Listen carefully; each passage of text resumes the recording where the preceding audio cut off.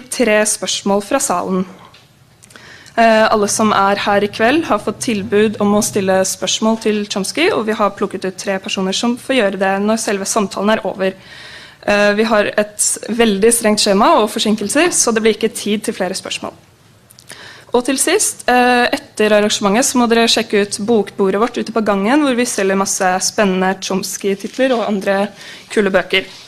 Så da gjenstår det bare for meg å ønske hjertelig velkommen til professor Noam Chomsky.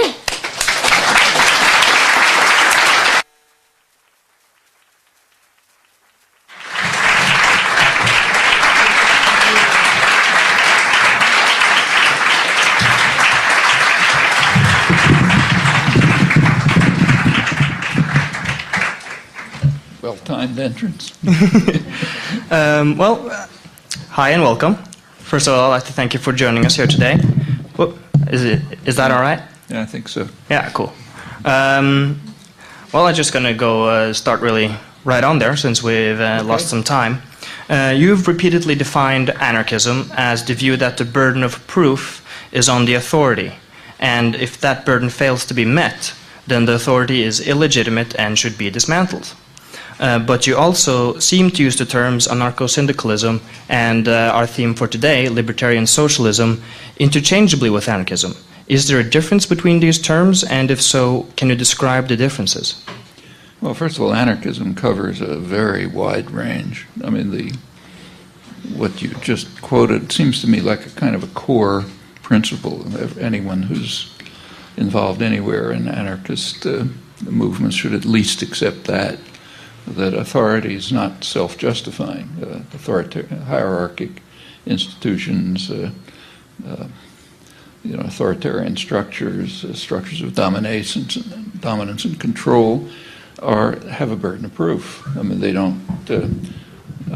not self-justifying. They have to meet a challenge. They should be challenged. And I think that everyone ought to be an anarchist in that sense. It doesn't carry any, then come further questions about what you do about it.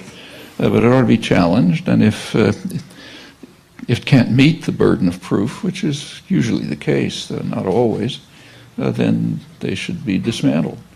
This should be done everywhere, from families to international affairs, professions, science, whatever it is. Actually, it's kind of striking that in some domains it's just taken for granted. Like in the sciences, if you're science students, it's assumed that the task for students is to challenge. You're not supposed to just copy what you heard. The fields would die if they did. So you're supposed to challenge, request, demand evidence and proof, and if you can't find it, change it. But that ought to extend to all of life. Now, anarcho-syndicalism is a little bit different. That is a particular brand of anarchism, which was particularly concerned with things like workers' control by working people of production, the means of production, decisions over production. It's like a kind of a core part of it. That's the syndicalist part. Libertarian socialism is just the traditional word for anarchism. It's a French term originally, and so if you take a look at the French journals, Socialism, Libertarian, they're just anarchist journals. It's the non-statist component of the anarchist tradition, and a lot of it was anarcho-syndicalist in character. So one of the main French writers, Daniel Guérin, published major volumes on libertarian socialism. He's basically an dealing with the anarcho-syndicalist variant of it. Of course, there are plenty of other things that call themselves anarchist. So this is by no means the whole story. We're going to touch up on that a little later too. Libertarian socialists envision and work to create, predictably enough, libertarian socialist society. What would be the core features? What are the core features of that theory? What are the core features of that society? Well, apart from accepting the general principle of anarchism, it tends to concentrate on the productive system. So, for example, workers' control in industry, control of other institutions by people who participate in them. It's not inconsistent with what's sometimes called communitarian anarchism, which concentrates on control of communities by participants. In fact, they generally, both groups think these ought to be integrated. It's a question of where the focus of attention is. But I don't think they're real conflicts. It's just a question of what's prioritized, what's the center of concern and activity, what other things will flow from it. Partly tactical choices, partly ideas about where the source of creativity, power, search for freedom would be in a society. You can have different views on that. When we speak about anarchism, I'm sorry.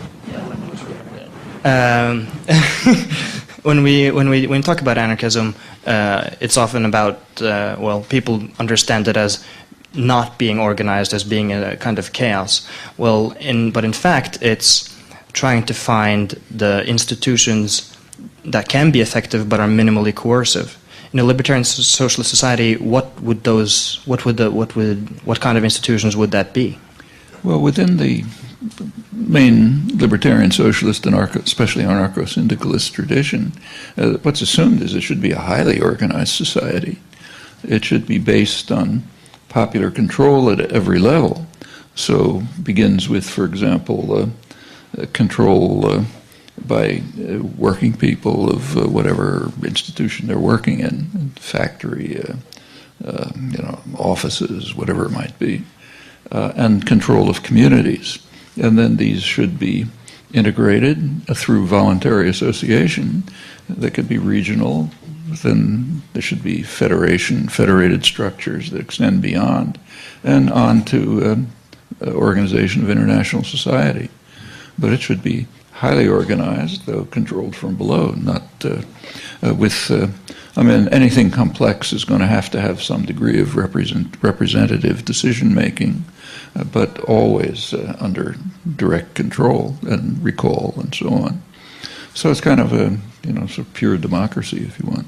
In fact, the example, takes the major achievement of mainly anarcho-syndicalist development was libertarian Spain, and it didn't have a lot of time. It was wiped out pretty soon, but it was what developed rather quickly was a fairly organized society with a lot of interaction between agriculture and industry and communities and so on.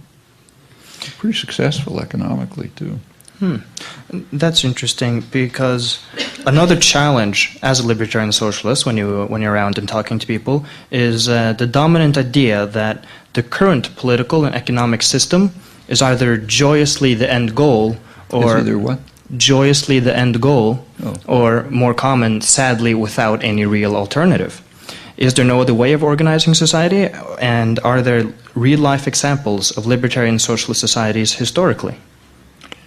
Well, there's no libertarian socialist society on any large scale that was able to withstand destructive attacks.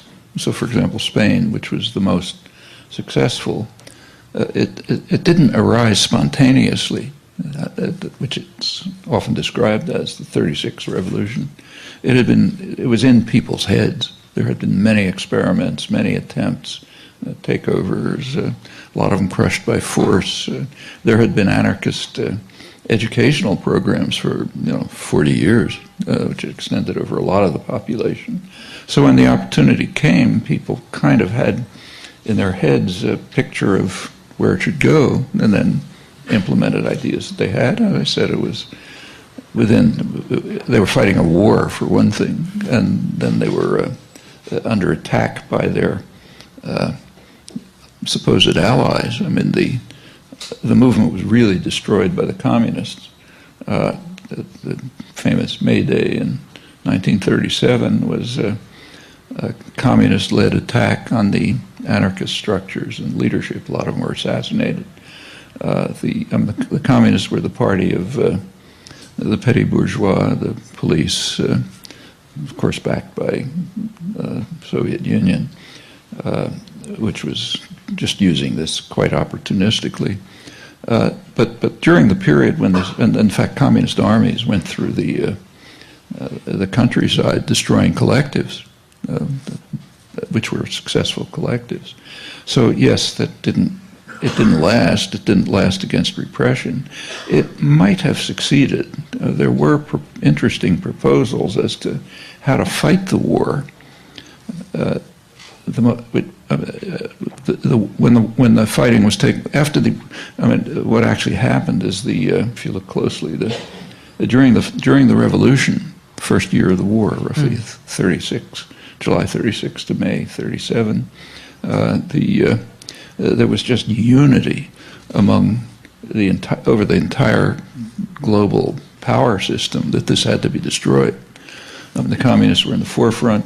Fascists were there, the Western democracies were backing it. They all wanted to destroy this plague. It was too frightening. Not because there's no alternative, but because there is an alternative, and therefore you can't let it succeed. It's sometimes called a virus that would spread contagion if you allow it to survive. So it was crushed, but there were, and then the mostly communist-led government took over and fought a war against the fascists. But by that time, a lot of the popular support had eroded. People were involved in the revolution. They didn't care that much about who was going to pick up the pieces. And the Republicans finally were wiped out by the fascist forces, with the support of the Western democracies, I should say. It's a complicated story. There was one serious proposal as to how to fight the war, which was not implemented, but it might have worked. It's about the only thing that could have. That was from an Italian anarchist who was murdered by the communists on May Day, Camillo Berneri, who, Italian anarchist activist, who proposed that instead of fighting a military battle against Franco, they should fight in part a guerrilla war in Spain, which is quite conceivable. You know, Spain has a long tradition of guerrilla warfare back to the Napoleonic conquest. But more significantly, they should fight a political war. Franco's armies were based in Morocco. They were Moorish armies. Now, there was a revolutionary movement going on in northern Africa, which was trying to, had a lot of facets, but one aspect was trying to break up the feudal structure, the landed estates, land to the peasants, and so on and so forth. And Berneri's suggestion was that the anarchists in Spain ought to support that, and that would, they thought, maybe rightly, undermine the basis, the social base for Franco's armies. Now, of course, it would have utterly horrified France, England, the United States, anybody else who had any power. So you could imagine it'd be a huge, because it was undermining colonial control of North Africa. But it could have succeeded. Nothing else would have, and of course what was tried didn't. Are there other such things? Well, yes, there are germs of them all over the place. In the United States, a pretty conservative society, there are probably thousands of worker-owned, worker-run enterprises, some of them fairly substantial, some not. What typically happens is that they often are very successful, but it's embedded in a capitalist system. So if they are successful, what frequently happens is they're bought out. The workers are kind of bribed to sell them off. And it's pretty tempting. You get a substantial bribe from some big corporation, why work the rest of your life? So that's, and that's happened over and over. And the reason is because they are successful. There are some, there's some major worker-owned conglomerates. The main one is Mondragon in Spain, which didn't start from anarchist base, but from a kind of a Catholic left base. But it's huge. I mean, banks, industries, all sorts of things. But and it's worker owned, but not worker managed. It's a crucial difference. So they hire managers, and the managers operate within a capitalist framework. So Mondragon, while it's quite egalitarian internally, is expanding abroad to exploit cheap labor in Vietnam and so on and so forth. I mean, it's kind of hard to function in the broader society without, while keeping to decent principles. But there are pieces of it all over the place, and they can be successful. And there are other things from it, like take say publicly controlled budgets, the kind of thing that one of the most famous places was Porto Alegre in Brazil. That's why the World Social Forum meets there. The first meetings of it, the local regional budget is determined by the public in public meetings, conferences, interactions, and that's been successful. There are a lot of these, if you like, anarchist experiments, and if they reach a sufficient scale, well, things can happen. Of course, they're always facing violent repression because they're very frightening to power systems. What happened in Spain is quite instructive. There was actually real cooperation among the Stalinists, the fascists, and the liberal democracies to crush this heresy. Here in Norway, most people know of no other revolutionary strategies than the one you've just described, the ones named after dictators, Leninism, Stalinism, Maoism. In other words, only socialism, when you say socialism, that's what pops in their head. That's what they think of. What are the main differences between libertarian socialism and revolutionary state socialism? Well, state socialism, in my view, is just a contradiction in terms. I mean, you can't have workers' control over production, which is, socialism also has a core notion, back to the beginnings in the 19th century. And the core notion is workers' control over production. That's very similar to anarchism, but at least that's the core.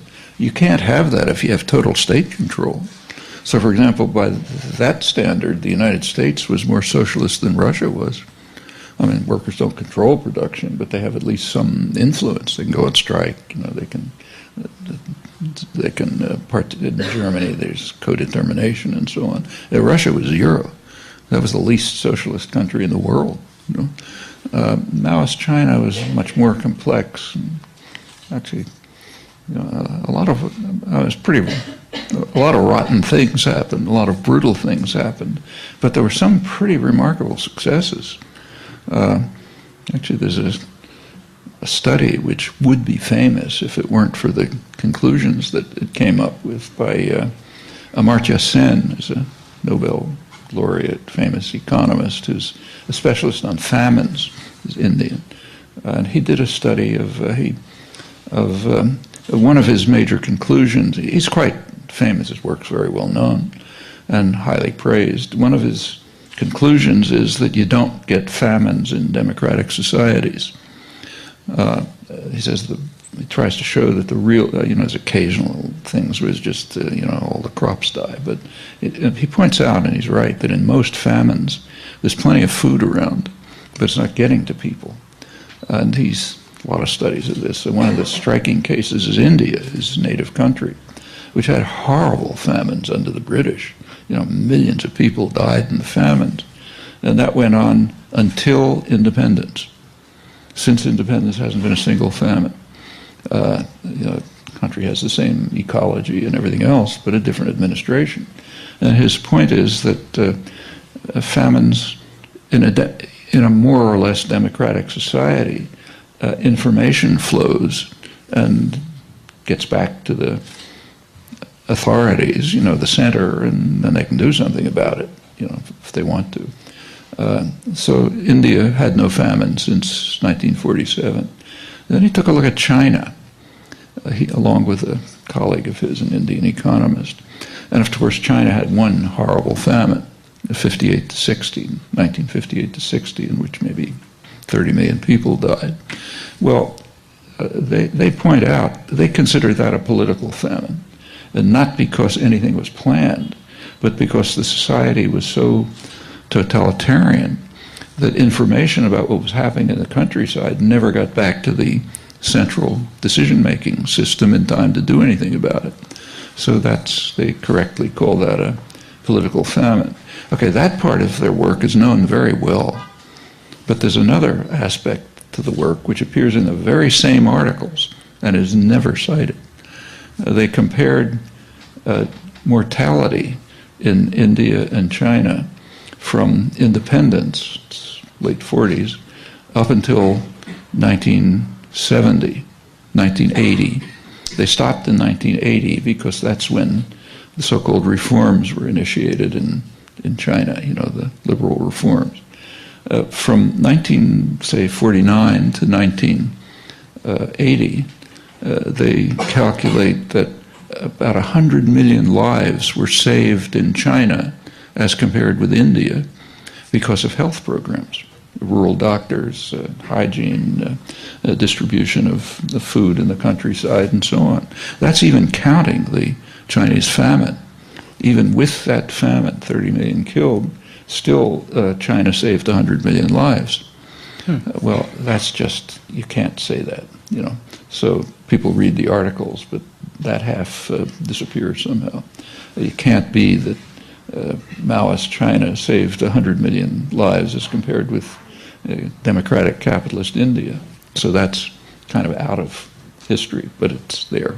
And in fact, there was just a recent work on Chinese demography by American scientists who they didn't compare it with India, but they did study mortality rates, and it's quite striking. From 1949, in China independence, up till 1980, there's a very sharp decline in mortality, remarkable decline, through rural health programs, barefoot doctors, hygiene, teaching, and so on. In 1980, it stops. In fact, the death rate is now higher than it was in 1980.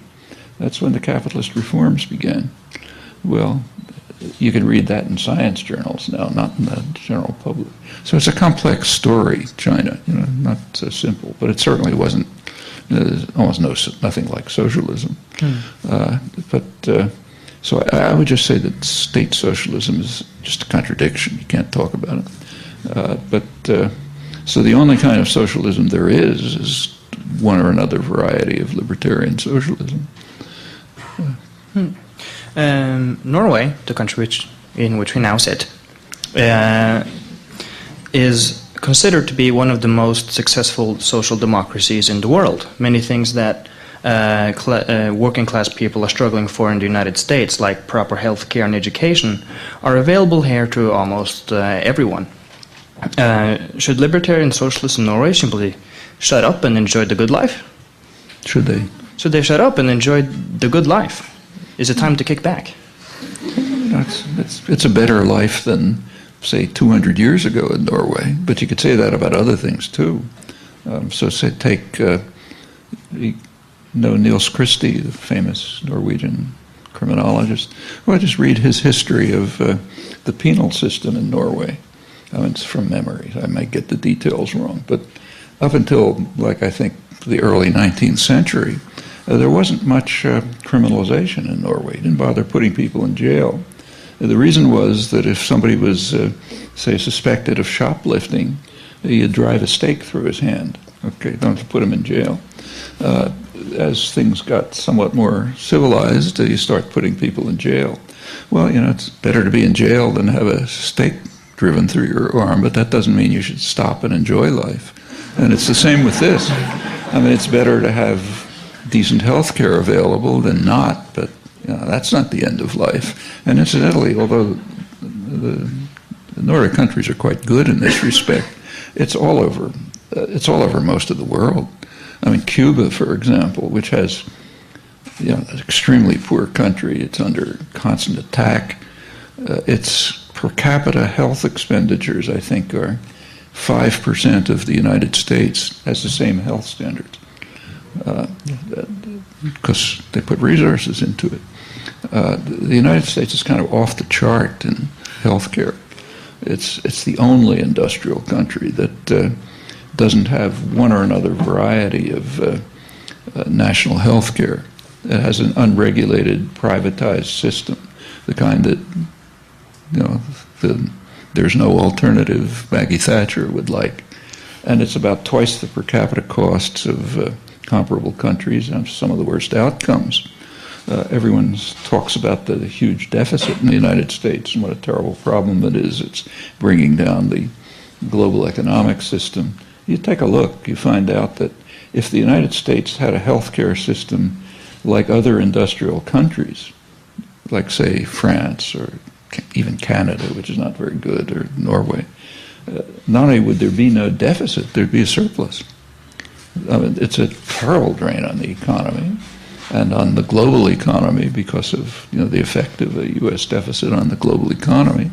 And it's perfectly clear how to solve it. Like, it's not utopian to say, let's get a European-style healthcare system. That's not pie in the sky. But the power of the financial institutions is so enormous that it can't even be discussed.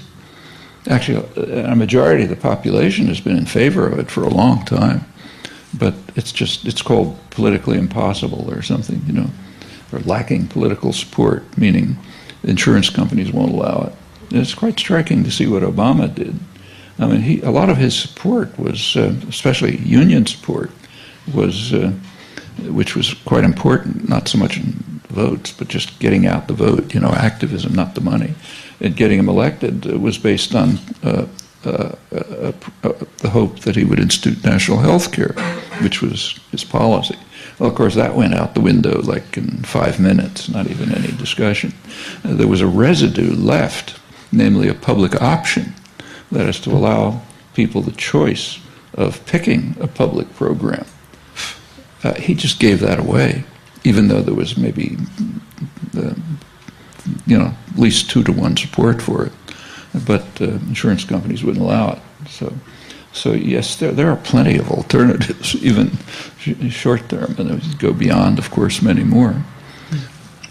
The Norwegian government, which calls itself red-green, is now conducting war in Afghanistan. It exports weapons. It's a major exporter of oil and thereby a major contributor to the global environmental catastrophe. And, we have benefits, healthcare, education. But if we put those aside, in counterpowers analysis, this state is neither red nor green.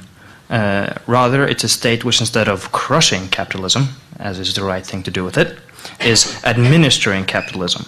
It seems to me that we witnessed kind of the same thing from Stoltenberg's Norway to Blair's Britain, where just like the revolutionary state socialists, which are not socialists at all, the reformist ones, instead of crushing capitalism, is administering it. Would you agree with me that that means that state socialism, as it's called, either its revolutionary or reformist variant, is ultimately a dead end for those that long for a future beyond capitalism? And what are the implications of that? Well, I think you can drop the words beyond capitalism, those who yearn for a future. Because if you destroy the environment, there is going to be any future, And in fact, Norway is a kind of an interesting contradiction because, by comparative standards, it's which are not very high, so it's not a great compliment. But by comparative standards, it's maybe one of the most humane states around. On the other hand, as you say, it's making a major contribution to ensuring that a human life isn't going to survive. It's not a joke. You take a look at the projections on, for example, the International Atomic Energy Agency a couple of months ago, I guess, came out with a conservative warning. They pointed out, just first of all, data that the emissions, greenhouse gas emissions had risen very sharply last year despite the recession. So drop in production, but sharp increase in emissions. And they issued a warning that we're reaching the point, or maybe have even passed the point, which is kind of considered to be the threshold for doing anything to stop destructive climate change. That was this scientific consensus is it's about 2 degrees centigrade warming, and they estimate that that's about where we are. So doing anything more may very well doom the species. So it's the phrase "after capitalism" is understated. There should be a real dilemma in countries like Norway about having a moderately decent life. Plenty wrong with it, but by comparative standards, fairly decent, at the cost of making sure that your grandchildren may not have any life at all. All right. Well, if we don't believe in state socialism, then we have to find a way to build libertarian socialism. And we're going to talk a little bit about libertarian socialist organization. Now, libertarian socialists traditionally insist that the organizational structure of our organizations must prefigure the desired society. So, for instance, if we want a direct democratic society, then we should use direct democracy here and now. Why is that so important? Well, the traditional idea goes back to Bakunin, is that the way to carry out social change is to build the seeds of the future within the present society. To try to, what's really involved in social progress ultimately is a kind of change of consciousness, not just organization, but just letting different values and different concerns come to prevail. And the way that happens is through participation and action, not by reading about it. And one of the ways to do it is to start with direct democracy where you are. And and there are a lot of ideas about how to do this. Work sharing, lots of decision making, common decision making, and that helps. It's essential. I agree with this. It's essential for gaining an understanding of what a free democratic society might be like, even if it's a small group, let's say a publishing house with 10 people. And you learn, you experiment, you see what works, what doesn't work, you can go on to bigger things. But that's to get back to Spain. That's why the revolution was able to take place over such a broad part of the country and so quickly. There had been plenty of things like that crushed, but they'd been tried. It goes on all the time. That's what's happening right now in the Arab Spring. Not libertarian socialism, but something similar. If you take there's been a couple of studies of this. There's a very close correlation in the Arab world between the success of the uprising and the history of labor militancy. Very closely correlated. So Tunisia and Egypt, the two places where there's been some successes, have quite a long history of very significant labor militancy. In fact, in Egypt, as you may know, the January 25th uprising is called the April 6th movement. Well, in the West, nobody knows why, but in Egypt, they know why very well. April 6th, 2008 was the date of a major labor action, one of many, but supposed to be a really big one, centered in the biggest industrial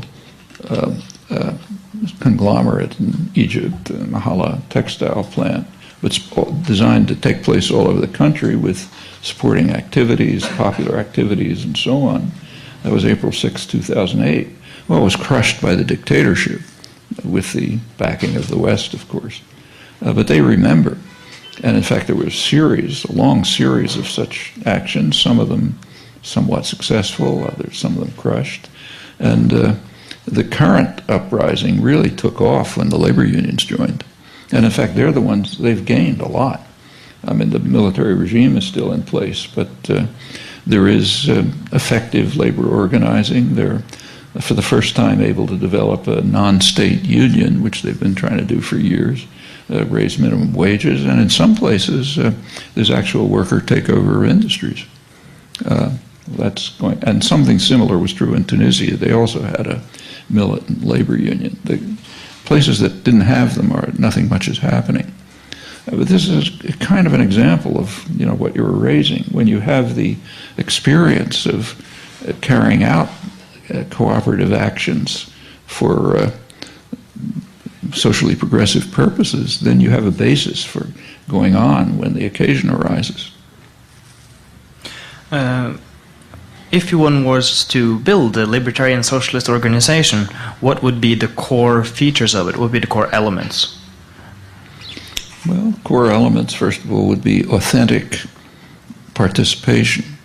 That means everybody, not one person's a secretary, one person's a janitor, one person does the finance, and therefore you kind of automatically get a hierarchy of decision-making based on a role in the system. But really participating.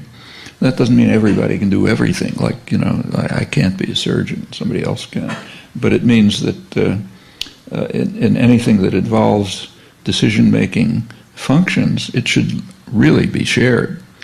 It should be true in, say, universities, like where I am, or publishing houses, or factories, or anywhere else. That's the beginning. And as soon as you do that, it just breaks down barriers among people. For one thing, it means, there is some kinds of work that nobody wants to do, but has to be done. Well, that has to be shared. If that's not shared, then you got a problem. But that can be instituted. A joint participation, decision-making can be instituted. If there is representation, immediate recall when under public, cooperative action. All of these things can be instituted on very small scale and can spread to larger ones. And that, if it goes far enough, becomes a major organization. In the United States... Actually, there's some very specific proposals about this. Yeah? So if you, I don't happen to agree with all of them, so I'm not particularly advocating it, but if you take a look at the participatory economic movement, PowerCon they call it, there are extremely detailed proposals about how to proceed with this. And I think they're kind of worth thinking about, things I don't agree with, but debating them, maybe changing them, and so on. But it's a pretty live movement, all over the world, incidentally. My friend Michael Albert, who is kind of at the center of this right now, is in Turkey, talking to people doing popular organizing in the Kurdish areas, Diyarbakir. More water? Hmm? Oh. Oh. Better? All right. Yeah. What? Can you talk a little bit? Am I not talking loud enough? Sorry. Too much talking. I've been talking solidly for 3 days. Would you like some more water? Sure. That's enough, thanks. All right, moving on. In the United States, a large part of those who proclaim themselves anarchists have a very individualistic perspective, like CrimethInc, for example. Like CrimethInc, for example. That's a tendency here, too. How do we move people from chanting slogans or non-participation in society to organized action? Proceed to do it. Set up the... yes, it's especially in the English-speaking world, libertarian has a different meaning than it had on the continent or historically. It means ultra-capitalist. So the people who call themselves libertarians in the United States, the libertarian movement, are, there are aspects of, people like Ron Paul, people like that. Some of the things that they propose, I think are okay, but what they're basically advocating, although they don't know it, is pure corporate tyranny, just the exact opposite of liberty. And that's based on a certain notion of freedom, which says people should be free to do whatever they want. Okay, you have that. Then people who have resources, capital, they'll hire other people, they'll hire their own armies, they'll build their own roads, and you go on to some indescribably horrible form of of private tyranny. That's a particular pathology. I think that's the word for it, particularly in the United States and in England. But and if you have that here, I think people have to be talked out of it by thinking through what the consequences are, what it means in terms of any aesthetic notion of liberty and freedom. But it's kind of like arguing with neo-Nazis. How do you organize them? Well, you know, get them to think about what they're doing and what the alternatives are. Well, that's not our approach, actually. Libertarian socialists obviously must take some of the blame for our lack of influence. We have been poorly organized. For instance, our own organization, Counterpower or Motmakt, only recently began organizing. Another reason could be that state socialism held a firm grip on the revolutionary left since the Russian Revolution in 1917, but after its collapse in 1989, the state socialist parties have been in a permanent crisis. Would you agree with me that the time we're living in, after the collapse of the Soviet Union in 1989, could be a unique historic opportunity if libertarian socialists start to organize and build strong organizations? Could we become the most important ideology for those that seek fundamental change? Well, that's sort of what I was hoping myself in the late 80s. In fact, around late 80s sometime, one of the, I won't mention the name, but a well-known left journal, a socialist journal, asked me to write an article on the Soviet Union. So the article, you can find it, it was called The Soviet Union versus Socialism. And what I was arguing is that the Bolshevik Revolution was the worst blow against socialism that had taken place in the 20th century, partly because it did appropriate. If you take a look at what happened then, there were two major propaganda systems in the world.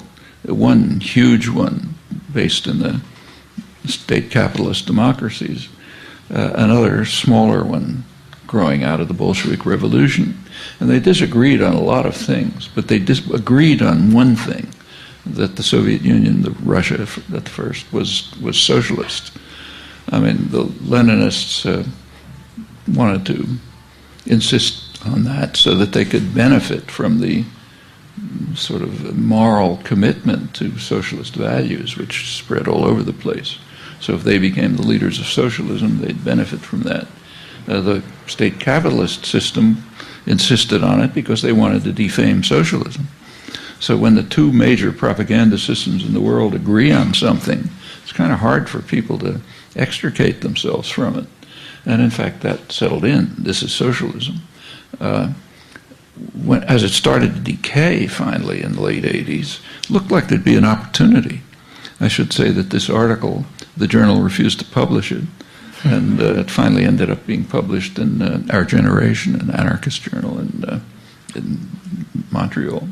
But it just was kind of, it wasn't so much censorship that couldn't be understood, you know, because the idea is so embedded that what grew out of the Bolshevik Revolution is maybe distorted socialism.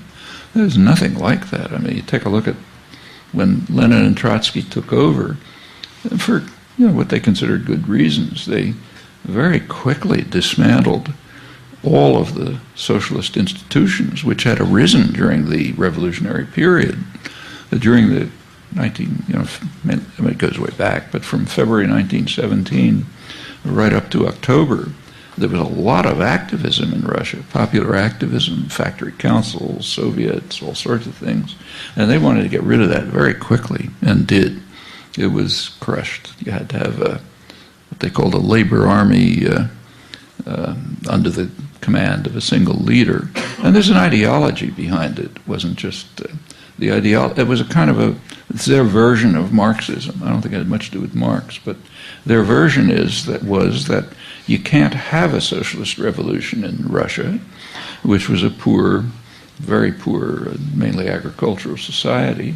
First, you have to drive the population to industrialization, and then after that, the iron laws of history will begin to work, and so on.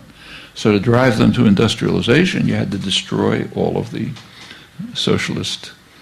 true socialist institutions that had developed, like factory councils and Soviets. They were pretty quickly dismantled. Of course, the convention was dismantled because that was going to be taken over by the radical peasant movements, and peasants can't be radical according to their view. They're not Marx, incidentally. But that just crushed socialism very quickly. When we talk about these two, the state capitalist democracies and the authoritarian communist regimes, one of the things that comes up a lot is, as a libertarian socialist, is I think a lot of the common doubts or questions when it comes to any anarchy. Oh, I think I've already asked this question. You get a different answer this time. Oh, okay. Yay! All right, well, I'll try another one then. An often heard objection against a libertarian socialist society is that no one would bother to work in it. You think that's a valid objection? What about those that don't want to work? Well, it's an interesting concept. Actually, this is one of the things in which I've differed for some time on with the Paracon people. They basically have the same view. Mike Albert, Robin Hannell, and the others. We've disagreed about this for many years. It's a question of what you think work is. I mean, there is a point of view associated with capitalist systems that holds that work is a burden. If you weren't driven to work, you'd prefer to vegetate. I don't think that has anything to do with human beings. And in fact, it's kind of striking that the people who hold this view, most of them come from the university or scientific backgrounds. Well, you go into, say, the university where I work, MIT, mainly scientific university, and people are working 80 hours a day, 80 hours a week, because they love their work. And their work is under their own control. Of all the social institutions, these especially science-based universities are places where you really do control your own work.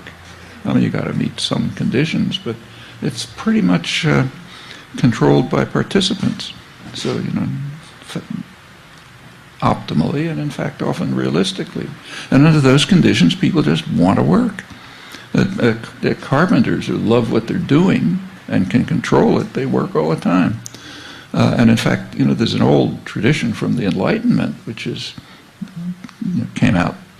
grew into classical liberalism and finally anarchism, which holds that work should be one of the highest ideals of life. Creative work under your own control. And I think most people know that that's true. When you have an opportunity to do creative work under your own control, especially if it has some social purpose and so on, it's the best thing to do. It's a lot better than lying on a couch and watching a boring television program. So I just think it's it's a concept of work that comes out of capitalist ideology, which says people have to be driven to work.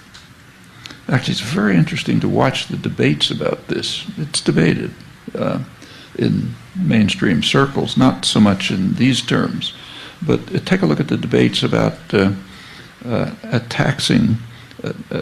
taxation of the wealthy. The standard argument against taxing the wealthy is, well, if you put high taxes on the wealthy, they're not going to do anything. And they're the ones who invest and make things happen and so on and so forth. Now, the people who press this most are economists. And sometimes it's almost comical. There was an article, one of the major journals, by a well-known Harvard economist, liberal economist, Greg Mankiw, wrote the major texts. And he argued, he said, look, you can't, he's kind of a liberal, he says you can't tax the rich because they're not going to do anything. And then there's no economic theory behind it or any other theory, but he gives an example of himself. He says, well, if I didn't have a high salary, I wouldn't do anything. You'd never get anyone in a university saying that except from an economics department. And that's because the ideology is so built in, they can't think. They can't look at the next office. and see that a guy's in the lab all day because he loves what he's doing. Of course, people want to do meaningful work, especially if they can run it themselves. The Paracon position that I've disagreed with is they believe that remuneration ought to be proportional to input. The harder you work, the more you should be paid. But I think that's a very demeaning conception of not only of what work is, but what human beings are like. And I don't even think it's true. In fact, they themselves work very hard and they don't get paid for it. So are they different from other people? Could you talk a little bit more about You've often said that your views, which are based in classical liberalism, and often the same texts that that libertarians in the American sense use to justify capitalism. No, they don't. They use the names, but not the writings. And it's very interesting to look at them. Like, say, take Adam Smith, the great hero. I'm sure you've all read some of Adam Smith. But if you actually look at what he wrote, it's totally different. So take, say, the concept of invisible hand. Everybody's heard of the invisible hand. It's used once in Wealth of Nations, so it's pretty hard to miss. And what it is a critique of neoliberalism, literally. What he points out is, he's not a fool. He pointed out that he's talking about England. That's his topic. He says, if in England, merchants and manufacturers, people who sort of ran the country, if the manufacturers decided to produce abroad outside of England, and if merchants decided to import from abroad, they would profit, but the society would be seriously harmed. In our terms, he's saying neoliberal globalization will harm the society. And then how do you get around it? Well, he got around it by a kind of a sentimental argument. He said that the merchants and manufacturers will have what's sometimes called a home bias. They would prefer to manufacture at home and purchase at home because of the commitment to the home society. And therefore, as if by an invisible hand, England will be saved from the ravages of what we call neoliberal globalization. Take a look. You can find it easily. There's one occurrence. Take a look at the index of any work. That's the context. And incidentally, David Ricardo, the other major founder of classical economics, he drew the same conclusion. He recognized that his famous principle of comparative advantage wouldn't work if, again, it's kind of England and Portugal, it's the case he's studying, if the manufacturers in England decided, okay, we want to produce everything in Portugal because we make more money that way, and the merchants in England said, okay, we'll import everything from Portugal because it's cheaper. He said England will be destroyed. But then he said he the same as Adam Smith, he says, well, he expects that the rich in England will have enough commitment to their own society so that they won't do this. They'll accept a lower rate of profit in England than they could get in Portugal. And then he ends up saying, I hope that these ideas will never disappear, because if they did, we'll be in real trouble. Well, that's classical economics. You don't learn that in an economics class. In fact, well, I don't have to tell you what you learn, because you know. And it's that way right across the board. I mean, take, say, division of labor. Everybody's read or been taught the first paragraph of Wealth of Nations, where the butcher does this, and the baker does that, and they do it for their own profit, and we all benefit. We should have division of labor. So division of labor is a wonderful thing. You go on and read a couple hundred pages into the book at Wealth of Nations, and Smith has a lengthy discussion of division of labor, and it's very closely related to this matter of work. Remember, he was an Enlightenment figure. He's growing out of the Enlightenment. He says division of labor in any civilized society the government is going to have to intervene to prevent division of labor, because it's going to turn people into creatures as stupid and ignorant as a human being can possibly be. It's going to lead to people doing rote work under control, external control, and doing it because that's the way labor is divided. It is going to destroy people. People, their highest goal is creative work under their own control. So you have to block division of labor. That passage is so intolerable to, it's a little bit like Amartya Sen's work on India and China. It can't be read. In fact, if you look at the scholarly edition, that bicentennial of Wealth of Nations, the University of Chicago, main supposedly classical liberal department, published a scholarly edition of Wealth of Nations. You take a look at the index. It doesn't even give an index entry for this discussion of division of labor. It's just too unacceptable. And of course, nobody reads Adam Smith's discussion of the masters of mankind and how they pursue their vile maxim, all for ourselves and nothing for anyone else, and how awful this will be. I mean, there's a lot. I'm not extolling Adam Smith particularly, but if you take a look at the actual text, it's not the way it's presented. So I think it's correct to say that classical liberalism was it grew out of the Enlightenment, and it's the source of not only the anarchist movement, but even Marx drew from that same tradition, the same tradition about work, for example. And in fact, the early Marx manuscripts read very much like classical liberals, von Humboldt, Smith, and others. He's coming from exactly the same background.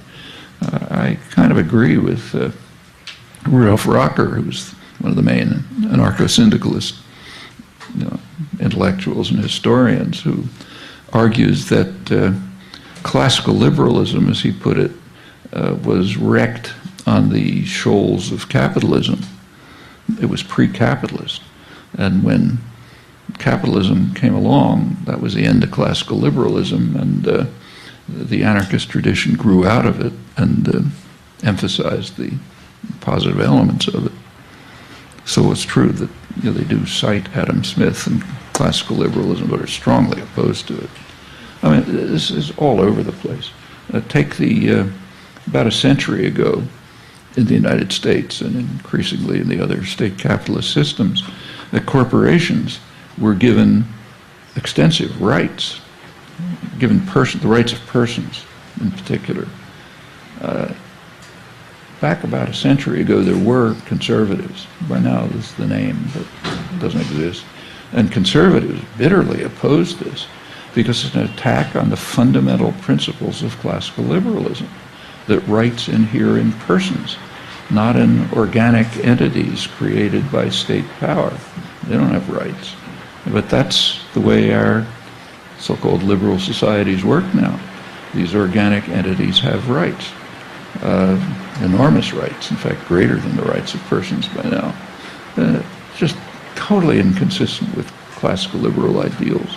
I have one final question before we move over to some questions from the audience. It's a little cruel. If I have to force you to generalize, what would you say are the most important tasks for libertarian socialists today? Usual task, create real libertarian socialist movements. And then you can proceed to do a lot of things that ought to be done, from carrying out the kinds of reforms of existing society that are very badly needed, up to creating the germs of a future society and your own lives and activities, and then expanding them. But there's no particular thing to pick. I mean, if you take a look at say maybe the oldest anarchist journal in the English-speaking world, at least, Freedom in England. If you read the articles in Freedom, they range from how to deal with, how to get involved in particular crucial social struggles that are taking place right now. Let's say onerous tuitions for English students, which are going to wipe out opportunities for the poor to go to school, the crushing of strikes, whatever ecological issues, whatever it may be, up to designing and trying to implement parts of a future society. A whole range of things is there, and there's plenty of it.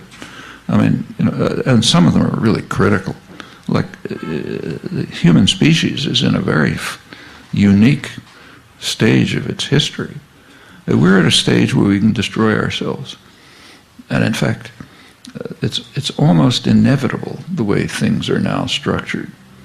Partly nuclear war, which is always imminent, and the threats are getting worse. It's a kind of a miracle humans have survived. And the other is environmental destruction. And unfortunately, the environmental destruction is virtually an imperative in existing societies. It's part of the state capitalist system. They have to move towards environmental destruction, not because they're bad people, but because it's a requirement. I mean, if you're the CEO of a corporation, you may be the nicest guy in the world. You may be giving away all your money to the environmental movement on your own. But in your role as CEO of a corporation, you are compelled to maximize profit and to ignore what economists call externalities. That is, the impact of your transactions on others. Well, that's why we have repeated financial crises ever since Reagan and Thatcher.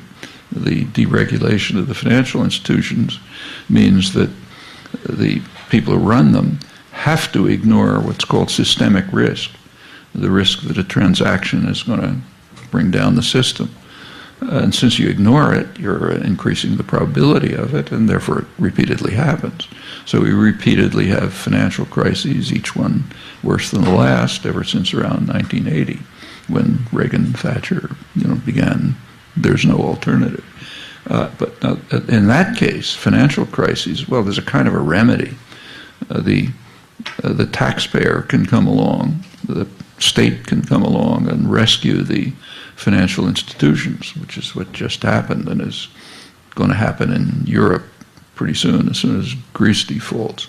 But in the case of when you ignore one of the externalities is survival of the species, and nobody's going to come along and rescue and pay off that one.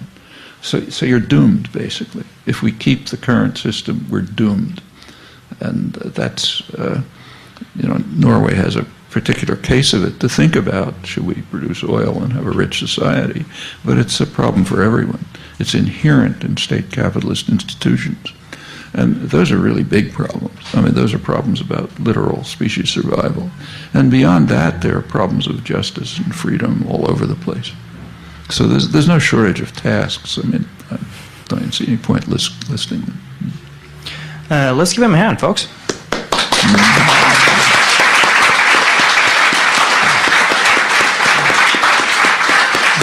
Great.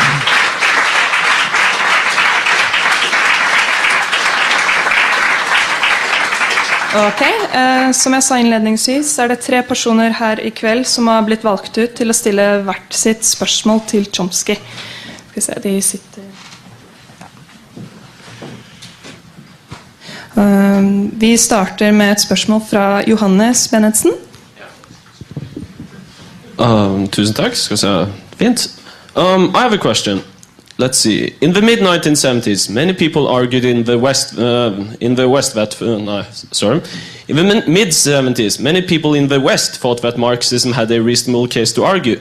But in the mid-1980s, many of them no longer considered that it had. What exactly happened? Did it turn out that it was all just a big joke? Well, I think what happened is what you brought up before. Marxism was associated with the Soviet Union and Maoist China and other so-called communist systems. But, Marx would have turned over in his grave to see what they were doing. They were radically anti-Marxist, radically.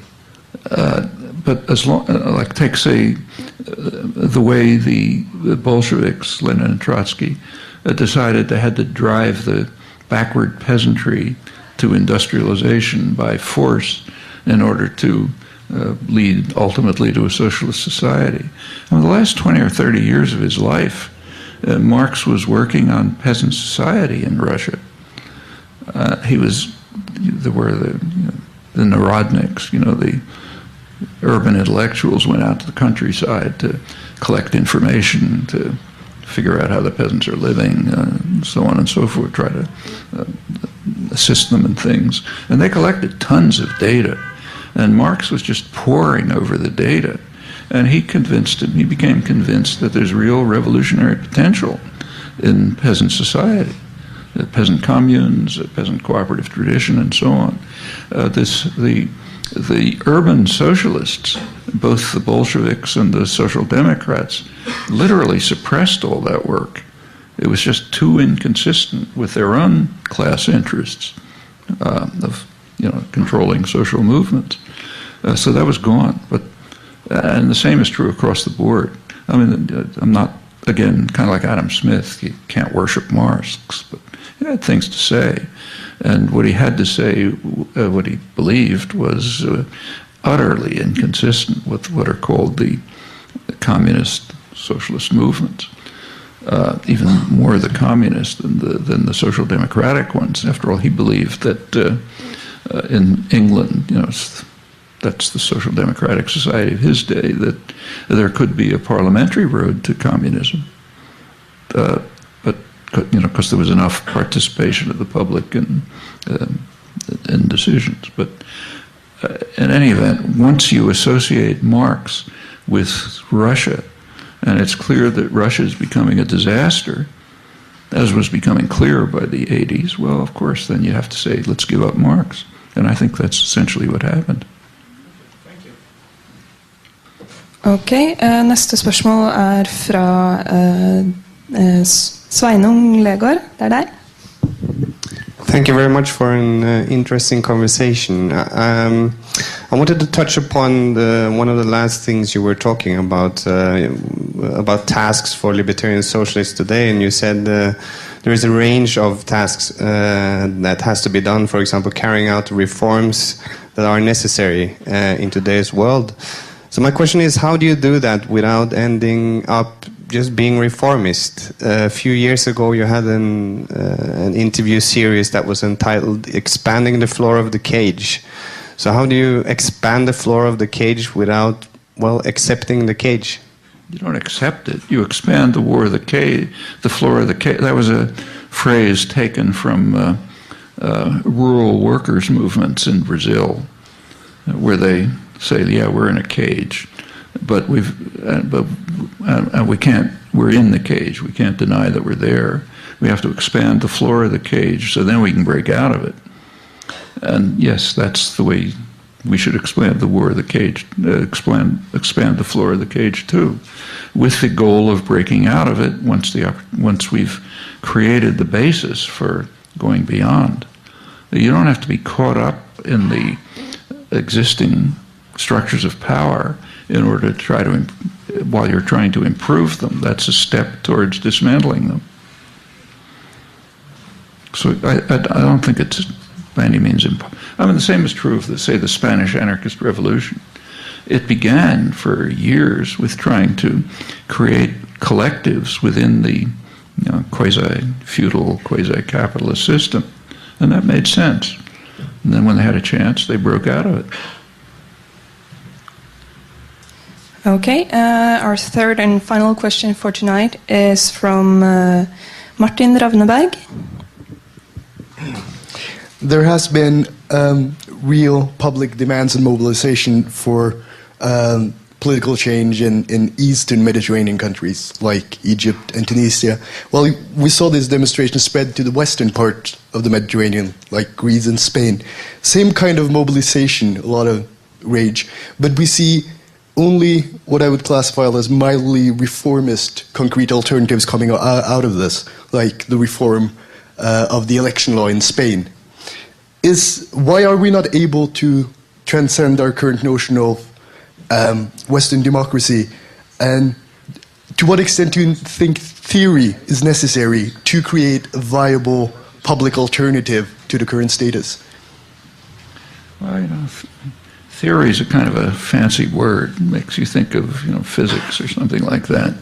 I mean, we should have ideas and principles and things that you debate and discuss as concrete things. For example, in a future society, should remuneration be contingent on effort, as Paracon insists, and I think that's wrong. Those are things which we should discuss and think about. I don't see any point using an inflated term like theory to discuss this. It's mostly common sense. Not enough is understood about humans or societies to have far-reaching theories from which you can draw conclusions that mean much. But yeah, you should think about what you're doing, think about the consequences. In that sense, of course, you should have theories. Why haven't these movements gone far enough in Spain and Greece? Well, they're facing very immediate problems. Greece is facing the problem of destruction of the society. Spain, it's not quite that bad, but it's not that far off.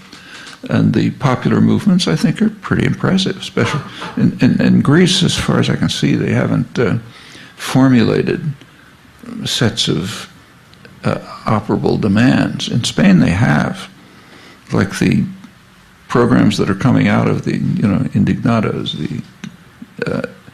are feasible. They could be implemented in Spain, and if they do, they could make a difference, and you could go on for more. But that goes back to your question. Do we have to get caught up in reformism? No, you don't have to be caught up in it. You have to see it as a step towards something else. All right. Well, I actually think we have time for one more question, so don't clap yet. Could raise your hands. And does anybody have one more question? Don't be shy. Yeah. What does remuneration mean? What does remuneration mean? Oh, that means pay. Pay, basically. Yeah. Remuneration is pay. Yeah. Shouldn't use fancy words. Jeg kommer bakover, så får dere mikk.